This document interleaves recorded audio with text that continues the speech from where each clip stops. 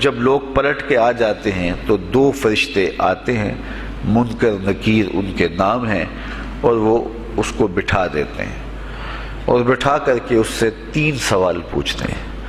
پہلا سوال یہ ہوتا ہے من ربک، تیرا رب کون ہے؟ اب کوئی مانے یا نہ مانے، رب تو سب کا اللہ ہی ہے۔ اگر کوئی انکار بھی کرے تو اس کے باوجود اس کا رب کون ہے؟ اس کا رب اللہ ہے۔ تو دنیا کے اوپر کوئی اقرار کرے یا انکار کرے، لیکن نفس الامر میں، حقیقت میں اس کا رب اللہ ہی ہے۔ یہ تو حقیقت ہے، یہ تو طے شدہ ہے۔ لیکن جو عقیدہ دنیا پہ رہا ہوگا وہی عقیدہ اس کے لہجے میں آئے گا۔ اگر اس نے عملاً، رویتاً، قولاً، فعلاً اپنے اللہ کو اپنا رب مانا، رب کہتے ہیں کسی چیز کی تربیت اس کی استعداد ذاتیہ کے مطابق کرنے والا رب کہلاتا ہے۔ تو اللہ تعالیٰ جل شانہ ہم سب کا خالق بھی ہے، مالک بھی ہے، رازق بھی ہے، اور ہماری ضروریات کا وہ کفیل بھی ہے۔ وہ ہمارا رب ہے، اور صرف ہمارا رب ہی نہیں ہے، رب العالمین ہے، پورے جہانوں کا رب ہے، پوری کائنات کا رب ہے۔ خالق بھی سب کا وہی ہے اور رب بھی سب کا وہی ہے۔ جو اسے مانتا ہے اسے بھی رزق دیتا ہے، جو نہیں مانتا تو اس کے لیے بھی رزق کے دروازے بند نہیں کرتا۔ حضرت ابراہیم علیہ السلام کی عادت یہ تھی کہ جب تک کوئی مہمان نہیں آ جاتا تھا اتنی دیر تک کھانا نہیں کھاتے تھے۔ بھوک لگتی تو کوئی مہمان ڈھونڈتے تاکہ اس کے ساتھ بیٹھ کے کھانا کھاؤ۔ کھانا جتنا بھی مرغن اور جتنا بھی جو ہے وہ پرتکلف کیوں نہ ہو، اگر مہمان کے ساتھ کھایا جائے گا تو اس کا قیامت کے دن کوئی حساب نہیں ہوگا۔ تو مہمان کے ساتھ وہ کھانا کھایا کرتے تھے۔ مہمان اللہ کی رحمت ہوتا ہے۔ اچھا، وہ ایک دن مہمان ڈھونڈنے نکلے تو ایک بوڑھا شخص ملا تو اسے اپنے ساتھ گھر میں لے آئے، بٹھایا دسترخوان پہ۔ جب کھانے کا وقت آیا تو کہا کہ اللہ کے نام سے شروع کرو۔ اس نے کہا میں تو اللہ کا نام نہیں لوں گا، میں تو بتوں کا پجاری ہوں، بتوں کو پوجنے والا ہوں۔ حضرت ابراہیم علیہ السلام نے کہا کہ تیرے ساتھ میرا تعلق کوئی کاروباری، کوئی ذاتی، کوئی اور تو ہے نہیں، میں رب کے لیے ہی تو تجھے کھلا رہا ہوں، اور اگر تو رب کا نام ہی نہیں لے گا تو پھر میرا تیرا رشتہ کیا باقی بچتا ہے؟ اس نے کہا میں چند لقموں کے لیے اپنے بتوں سے بے وفائی نہیں کر سکتا۔ وہ غالب نے کہا تھا نا کہ وفاداری بشرط استواری اصل ایمان ہے، مرے بت خانے میں تو کعبے میں گاڑو برہمن کو۔ اس نے اپنے انداز میں ایک بات کی تھی کہ وفاداری بڑی چیز ہوتی ہے، تو اس نے بتوں سے وفاداری کا بھرم رکھا۔ اس نے کہا کہ میں چند لقموں کے لیے جو ہے وہ تیرے رب کا نام لوں اور اپنے معبودان کا نام چھوڑ دوں، یہ نہیں ہو سکتا۔ آج تو لوگ چائے کی پیالی پہ دین بیچ رہے ہیں، کیا آج ممبر و محراب فروخت نہیں ہو رہے؟ لیکن اس بوڑھے شخص نے کہا کہ میں چند لقموں کے لیے، چند ٹکڑوں کے لیے میں اپنے بتوں سے بے وفائی نہیں کر سکتا۔ حضرت ابراہیم نے کہا تو اگر بتوں کے ساتھ اتنی محبت رکھتا ہے تو پھر میں بھی رب کے نام کے علاوہ تجھے دینے پہ آمادہ نہیں ہوں۔ وہ دسترخوان سے اٹھ کے چلا گیا۔ وہ چلا گیا تو جبریل امین حاضر خدمت ہوئے، رب کا سلام دیا، اے ابراہیم۔ رب سلام دیتا ہے اور فرماتا ہے تو نے آج میرا ایک بندہ ناراض کر دیا۔ یا اللہ، وہ تیرا بندہ تھا، اس کو تو تیرا نام لینا بھی گوارا نہیں تھا۔ کہا ابراہیم اس کی عمر کتنی ہوگی؟ یا اللہ 80 سال کے قریب ہوگی۔ کہا اتنا عرصہ ہو گیا میں اس کو رزق دے رہا ہوں، تو ایک دن نہیں کھلا سکا؟ اب ابراہیم علیہ السلام اس کو ڈھونڈنے نکلے ہیں۔ وہ کسی پہاڑ پہ چڑھ رہا تھا، دور سے آواز دیو میاں آ جاؤ، کھانا ٹھنڈا ہو رہا ہے۔ اس نے کہا تم تو بڑے سخت تھے، لہجے میں، رویے میں تبدیلی کیسے آ گئی؟ کہا کہ اسی رب کا پیغام آیا ہے کہ مجھے اتنا عرصہ ہوا اسے کھلاتے ہوئے، وہ مجھے نہیں بھی مانتا تھا، پھر بھی میں اس کی ضروریات کو پورا کرتا رہا ہوں، اور تم ایک دن نہیں دے سکے؟ تو آؤ کھانا ٹھنڈا ہو رہا ہے۔ کہا تے رب کا نام نہیں لوں گا، کہا نہ لینا، کہا اتنی تبدیلی؟ کہا اسی رب کا سندیش آیا ہے، اسی رب کا پیغام آیا ہے۔ کہا پھر کھانا بعد میں کھاؤں گا، پہلے اپنے رب کا مجھے غلام بنا لے۔ تو کوئی مانے اس کو بھی دیتا ہے، کوئی نہ مانے اس کو بھی دیتا ہے، بلکہ دنیا کے اوپر کافروں کو زیادہ دیتا ہے۔ ایک روایت میں آتا ہے کہ اگر اہل ایمان کی دلجوئی کا لحاظ نہ ہو تو کافروں کے گھروں کی سیڑھیاں سونے اور چاندی کی ہوں، لیکن یہ کہیں گے ہمیں تو مار ہی دیا ہے۔ اور اقبال نے کہا تھا نا کہ کافر کو دیے حور و قصور اور مومن کے لیے فقط وعدہ حور۔ تو اس لیے ان کی دلجوئی ہے، ورنہ کافروں کو اتنا دور، چونکہ ان کا حصہ آخرت میں نہیں ہے، ان کا حصہ صرف دنیا ہے۔ دنیا پہ عیش کریں، دنیا پہ عیش و عشرت کی زندگی گزارے، دنیا ہی دنیا، آخرت میں ان کا کوئی حصہ نہیں۔ اور مومن کا آخرت میں حصہ ہے، اور دنیا کے اوپر جو تکلیفیں آتی ہیں ان تکلیفوں کا بدلہ اس کو قیامت کے دن دیا جائے گا۔ بلکہ صحیح حدیث میں آتا ہے کہ جب اہل بلا کو ان پر آنے والی مصیبتوں کا صلہ دیا جائے گا تو لوگ آرزو کریں گے کاش ہمارے بدن کو لوہے کی کینچیوں سے کاٹ دیا ہوتا، اور دنیا کے اوپر ہمیں بھی تکلیفیں، اذیتیں، آلام و مصائب آئے ہوتے۔ تو مومن جب اللہ کی طرف سے آنے والی کسی تکلیف کو خندہ پیشانی کے ساتھ قبول کرتا ہے اور اس پہ راضی رہتا ہے اور صبر کا دامن ہاتھ سے نہیں چھوڑتا، واویلا نہیں بچاتا، جزا فضا نہیں کرتا، تو اللہ تعالیٰ نے اس کے لیے اجر رکھا ہے۔ بلکہ رسول کریم نے ارشاد فرمایا مومن کے پاؤں میں جو کانٹا چبھے تو اللہ اس کا بھی مومن کو قیامت کے دن اجر عطا فرمائے گا۔ تو مومن کی زندگی جو ہے وہ بڑی خوبصورت زندگی ہے۔ تو دنیا کے اوپر جو اسے مانتا ہے اللہ اسے بھی عطا کرتا ہے، جو اس کا انکار کرتا ہے اللہ اسے بھی عطا کرتا ہے، اس لیے کہ اس کی شان ہے کہ وہ رب ہے اور وہ سب کا لحاظ کرتا ہے اور سب کی ضروریات کو پورا کرتا ہے۔ پھر ہر شخص کی ضروریات الگ الگ ہیں، میری ضرورت الگ ہے، آپ کی کوئی اور ضرورت ہوگی، اور سب کی ضرورت کا اس نے لحاظ رکھا ہوا ہے۔ پھر بہائم کی، چوپایوں کی، حشرات الارض کی، پرندوں کی مختلف ضروریات ہیں۔ اڑنے والوں پرندوں کی ضروریات الگ ہے، پانی کے جانوروں کی ضروریات الگ ہیں، اس طرح حشرات الارض کی ضروریات الگ ہیں اور درندوں کی ضروریات الگ ہیں۔ یہاں تو ہم ایک آدھ کلو گوشت ہو تو گھر کے سارے افراد اس سے گزارا کر لیتے ہیں، لیکن شیر کو اور چیتے کو جو ہے وہ منوں کے حساب سے روزانہ چاہیے، رب ان کو روزانہ فراہم کرتا ہے۔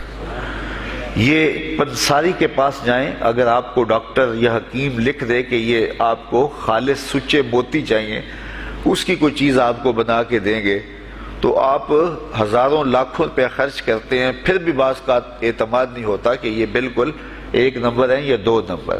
تو رتی، ماشی اور تولوں کے اندر آپ ان کو خریدتے ہیں، اور وہ بھی آپ کو گمان ہوتا ہے کہ پتہ نہیں خالص ہیں یا ناخالص، لیکن دنیا کے اوپر لاکھوں کروڑوں پرندے پائے جاتے ہیں، جانور پائے جاتے ہیں، ہنس، اور وہ کھاتا ہی سچے موتی ہے۔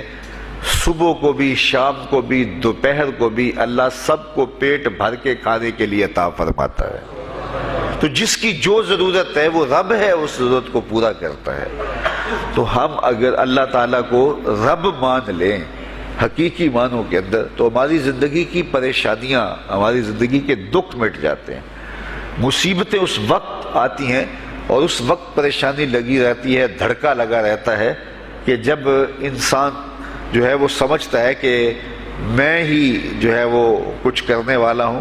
وَمَا مِن دَابَّةٍ فِي الْأَرْضِ إِلَّا عَلَى اللَّهِ رِزْقُهَا، زمین پر چلنے والی، رینگنے والی کوئی چیز نہیں جس کا رزق اللہ کے ذمہ کرم پہ نہ ہو۔ تو جب انسان اس عقیدے کو اپنی روح میں، اپنے باطن میں اتار لیتا ہے تو پھر اس کی زندگی سوکھی ہو جاتی ہے کہ وہ میرا خالق بھی ہے اور وہ میرا رب بھی ہے، اور یہ یقین انسان کی زندگی کے اندر اعتماد، روشنیاں اور توکل بھر دیتا ہے۔ بلکہ ایک حدیث میں آیا کہ جس طرح توکل کرنے کا حق ہے اگر وہ تم ادا کرو تو اللہ تمہیں ایسے رزق عطا فرمائے جس طرح پرندوں کو عطا فرماتا ہے۔ وہ جب صبح نکلتے ہیں تو ان کے پیٹ خالی ہوتے ہیں اور انہیں پتہ نہیں ہوتا کہ کہاں سے رزق مل رہا ہے، اور جب وہ شام کو آتے ہیں تو ان کا پیٹ بھرا ہوا ہوتا ہے۔ بند توکل، پنچھی اڑ دے، خرچ نہ پلے زیرا ہو، سلطان باہو فرماتے ہیں کہ انہیں کوئی نہیں پتا ہوتا کہ فلاں جگہ پہ جانا ہے، لیکن کبھی ایسا نہیں ہوا کہ وہ بھوک سے مر گئے ہوں اور انہیں کچھ ملا نہ ہو، تو وہ خالی پیٹ کبھی نہیں آتے، وہ اللہ تعالیٰ ان کو رزق نصیب فرماتا ہے، وہ سب کا رب ہے۔ تو اگر ہم اپنے رویے سے، اپنے عمل سے، اپنے عقیدے سے واقعی اللہ کو رب مانتے ہیں، تو پھر قبر میں جب سوال ہوگا من ربوں کا، تیرا رب کون ہے، تو پھر کبھی بھی جواب دیتے جھجک محسوس نہیں ہوگی۔ بندہ عرض کرے گا رب اللہ، میرا رب اللہ ہے اور میں اسی کو اپنا رب مانتا ہوں، میری ضروریات کی کفالت بھی اسی کے ذمہ کرم پہ، اور میرا تیقن، میرا یقین کہ وہ میرا رب ہے۔ یہ پہلا سوال ہوگا۔ دوسرا سوال قبر میں ہوگا، اور وہ یہ ہوگا کہ ما دینوں کا، تیرا دین کون سا ہے؟ مختلف ادیان دنیا کے اوپر موجود ہیں، لیکن اسلام کے بعد اب کسی اور دین کو قبول نہیں کیا جائے گا۔ ارشاد فرمایا کہ اللہ تعالیٰ اسلام کے علاوہ کسی اور دین کو قبول نہیں کرے گا۔ تو یہ اگر میں اپنے عمل سے، اپنے رویے سے، اپنے طرز زندگی سے، اپنے انداز معاشرت سے اسلام کو اپنے اوپر غالب کر لیا، تو پھر قبر میں جواب دیتے ہوئے کوئی جھجک محسوس نہیں ہوگی۔ بندہ عرض کرے گا کہ دینی الاسلام، میرا دین اسلام ہے، میرا طرز زندگی، میرا انداز معاشرت، میرا سبھی کچھ اسلام کی مطابقت میں تھا، اور میں اسی کو اپنا دین مانتا ہوں، صرف زبان سے نہیں، اپنے رویے سے بھی، اپنے طرز زندگی سے بھی، اپنے انداز معاشرت سے بھی۔ تو یہ جو ہم اسلام کے دائرے میں داخل ہوتے ہیں اور ہم اپنے دین کو اسلام قرار دیتے ہیں، تو دین انسان کی زندگی کے تمام شعبوں پر حاوی ہوتا ہے، اور اس کا طرز زندگی، اس کا انداز معاشرت اس کی مطابقت میں ہونا چاہیے۔ تو قبر میں یہ سوال پوچھا جائے گا کہ تیرا دین کیا ہے، باوجود کہ اللہ تعالیٰ جل شانہ کو پتہ ہے کہ اس کا دین کیا تھا، اللہ کو پتہ ہے کہ یہ کس کو رب مانتا تھا، لیکن قبر میں یہ سارا سلسلہ ہوگا، اور صحیح احادیث کے اندر ان سوالوں کا تذکر آیا ہے کہ یہ سوال پوچھے جائیں گے کہ تیرا دین کیا ہے۔ اب اس نے اگر اپنا طرز زندگی، اپنا انداز معاشرت اسلام کی مطابقت میں رکھا ہوگا، اور دین کو اس نے دین سمجھا ہوگا، اسلام کو ہی اپنا دین عملاً، رویتاً، ہر خوشی غمی کے موقع پہ اس نے اسلام کو ہی ترجیح دی ہوگی، تو پھر اس کو کوئی جھجک نہیں ہوگی جواب دیتے ہوئے کہ میرا دین اسلام ہے، میرے شب و روز، میری زندگی کے نشیب و فراز، میری زندگی کی کا ہر گوشہ جو ہے وہ اسلام کی مطابقت میں گزرتا تھا۔ تو پھر وہ سیدھا سیدھا جواب دے گا دینی الاسلام۔ اس لیے ہمیں اس سوال کی تیاری بھی کرنی چاہیے کہ ہماری نجی زندگی ہو یا ہماری اجتماعی زندگی ہو، ہماری گھریلو زندگی ہو یا ہماری معاشرتی زندگی ہو، ہماری ذاتی زندگی ہو یا ہماری سیاسی زندگی ہو، ہماری جس طرح کی بھی زندگی کے جو بھی شعبہ جاتے ہیں، سب میں ہم دین کو غالب کریں۔ ہم صرف مسلح کے مسلمان نہ بنیں کہ 5 نمازیں پڑھ لیں اور ہم کہتے ہیں مسلمان ہیں، روزے رکھ لیے، تراویح پڑھ لی، اور ہم نے جو ہے وہ زکوٰۃ دے دی اور حج کر لیا، تو اس سے ہم مطمئن ہو گئے کہ ہم مسلمان ہیں۔ اسلام ایک مکمل اور اکمل اور کامل ضابطۂ حیات ہے، اپنے ماننے والوں کو زندگی گزارنے کا پورا اسلوب اور مکمل کامل رہنمائی دیتا ہے۔ ہم نے ہمسایوں کے ساتھ سلوک کیسے کرنا ہے، یہ ہمیں اسلام بتاتا ہے۔ ہم نے بیوی کے ساتھ سلوک کیا کرنا ہے، یہ ہمیں اسلام بتاتا ہے۔ اولاد کی تربیت کیسے کرنی ہے، اسلام کی واضح تعلیمات ہیں۔ ہم نے سفر کرنا ہے تو انداز سفر کیا ہونا چاہیے، اسلام نے ہمیں بتایا۔ کاروبار کرنا ہے تو ہم جو ہے وہ کیا کاروبار کو مارکیٹ سے سیکھیں گے یا اللہ اس کے رسول سے سیکھیں گے، تو ہمیں اللہ اس کے رسول نے واضح 2 ٹوک اور سیدھے سیدھے احکام دیے ہیں کہ تم جب کاروبار کرو تو تم جو ہے وہ اس انداز کے ساتھ کاروبار کرو، کم نہیں تولنا، کم نہیں ناپنا، جھوٹی قسم نہیں کھانی، سود نہیں لینا۔ تو یہ ساری چیزیں، ملاوٹ نہیں کرنا، ایک ایک چیز جو ہے وہ اسلام نے ہمیں فراہم کی ہوئی ہے۔ تو پورا دین جو ہے جب ہم اختیار کریں گے، ہمارے رویے، ہمارا طرز زندگی، ہمارا انداز معاشرت جب دین اسلام کے مطابق ہوگا، تو قبر میں اس سوال کا جواب دینا ہمارے لیے کوئی مشکل نہیں ہوگا۔ اور اگر ہمارا طرز زندگی کچھ اور طرح کا ہوگا تو کیا صرف یہ کہہ دے کہ ہم مسلمان ہیں؟ یہ تو پھر ایک کافر بھی کہہ سکتا ہے کہ میرا دین اسلام ہے، ایک منافق بھی کہہ سکتا ہے کہ میرا دین اسلام ہے، لیکن ایسا نہیں ہوگا۔ جو ہماری کیفیت قلب ہوگی قبر میں اس کا جواب اس کی مطابقت میں آئے گا۔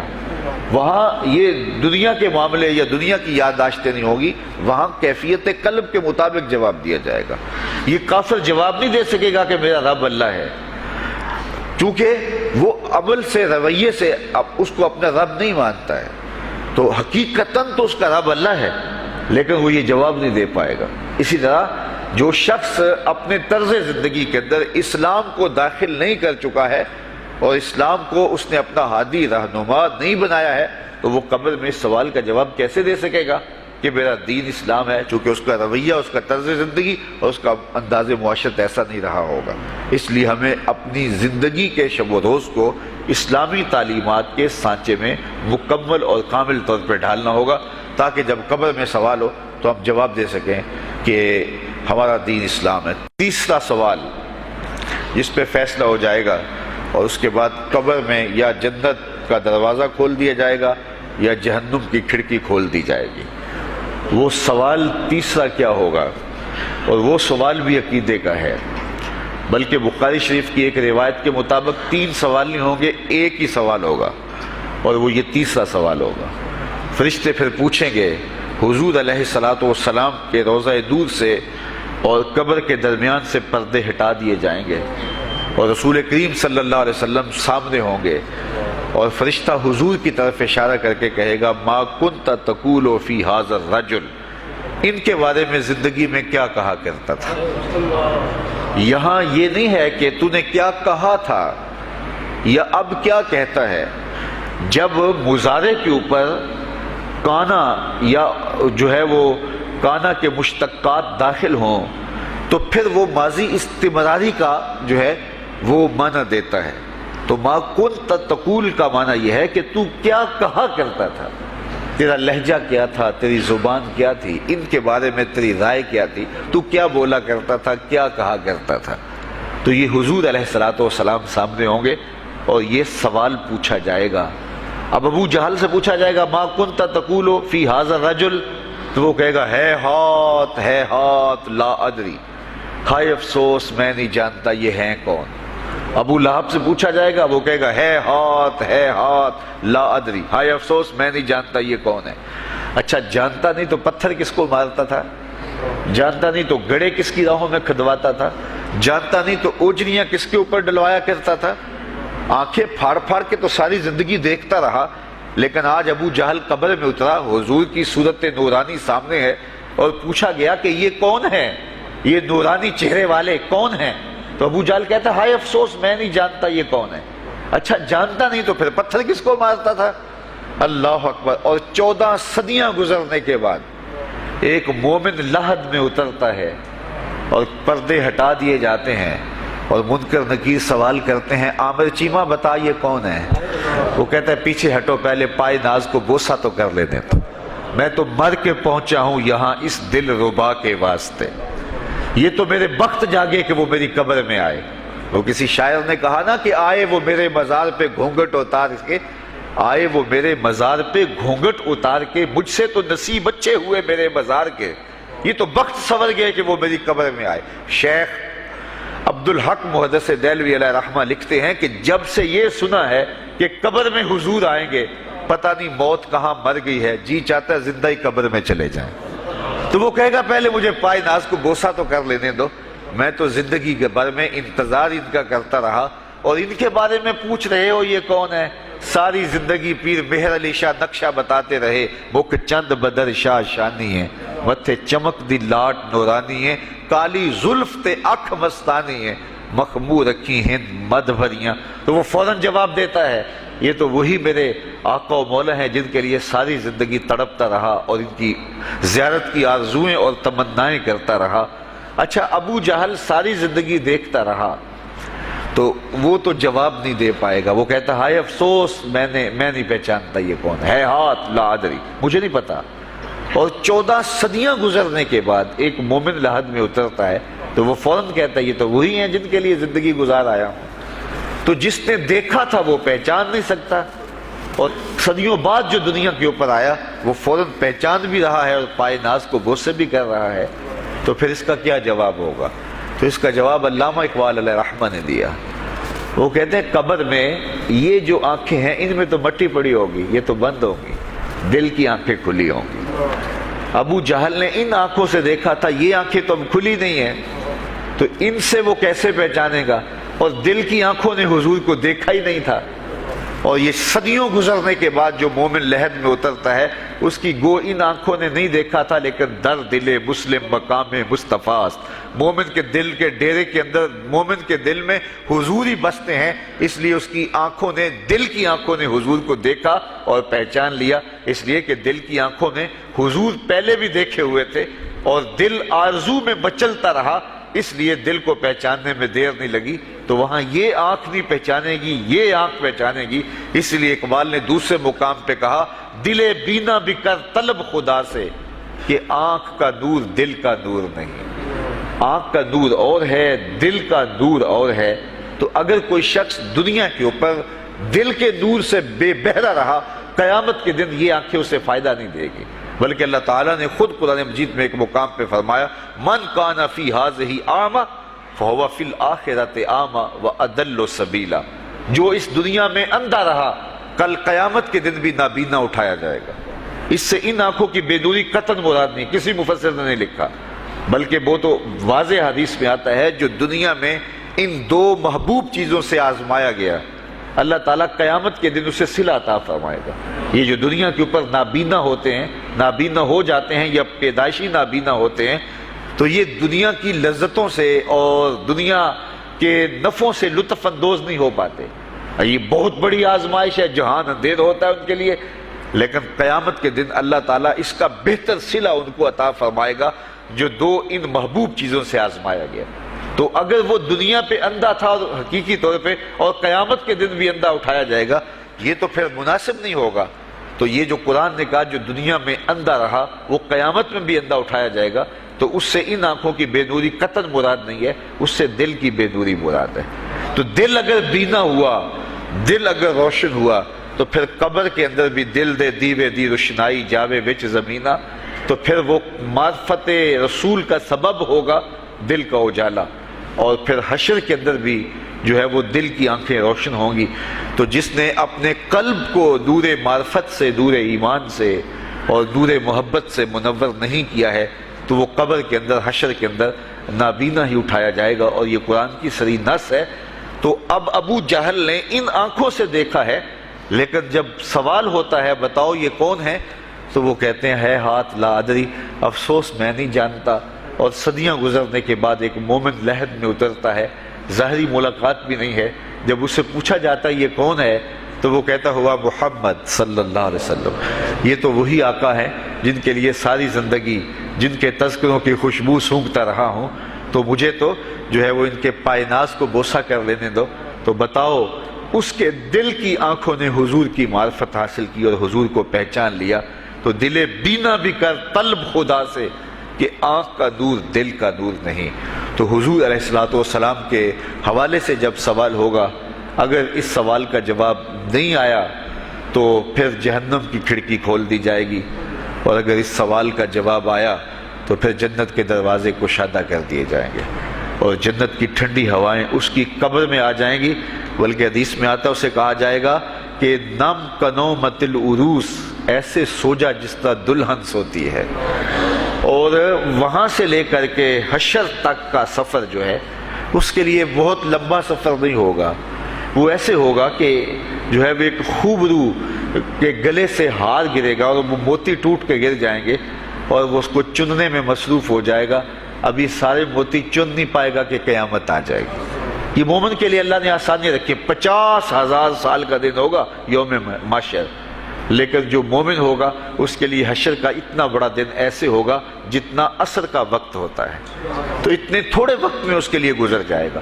تو یہ 3 سوال قبر میں پوچھے جانے ہیں، ہر شخص سے پوچھے جانے ہیں، مومن سے بھی پوچھے جانے ہیں اور کافر سے بھی اور منافق سے بھی۔